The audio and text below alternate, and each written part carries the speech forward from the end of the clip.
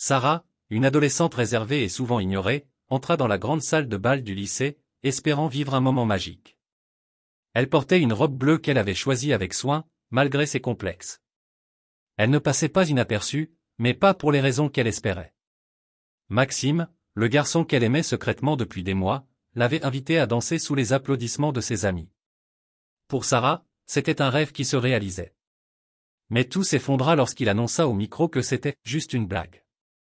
La salle explosa de rire, et Sarah, humiliée, quitta la salle en larmes.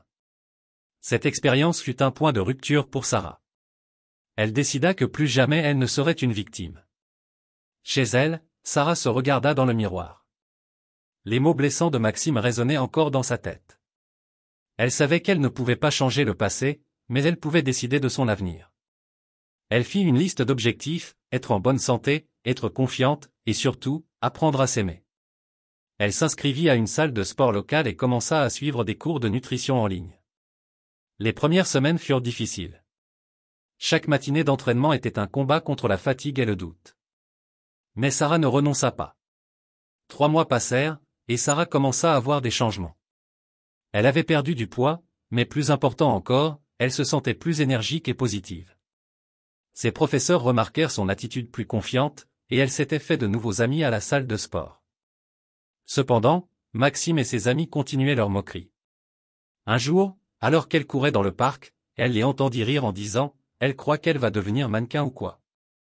Ces remarques la piquèrent, mais au lieu de la décourager, elles renforcèrent sa détermination. Lors d'un cours de fitness, Sarah fit la connaissance de Claire, une coach personnelle qui avait elle aussi surmonté des épreuves similaires. Claire devint rapidement une mentor pour Sarah, l'aidant à fixer des objectifs réalistes et à travailler sur son estime de soi.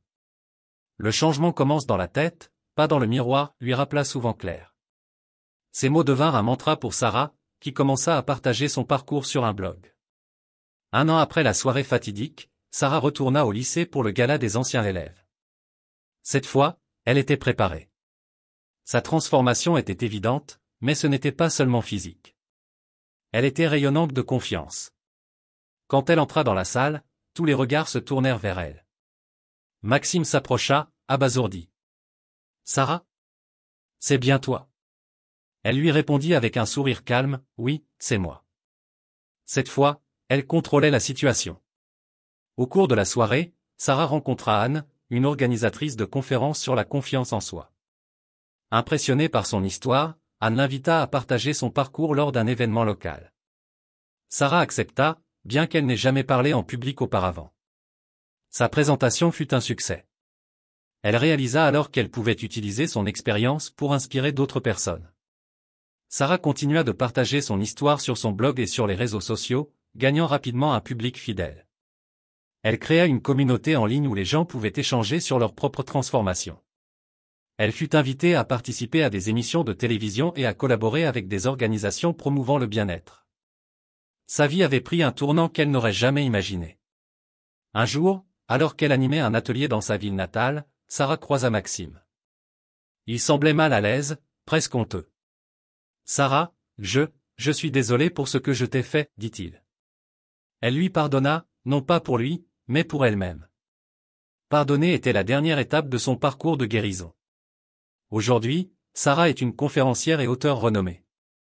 Elle a écrit plusieurs livres sur l'estime de soi et a aidé des milliers de personnes à changer leur vie.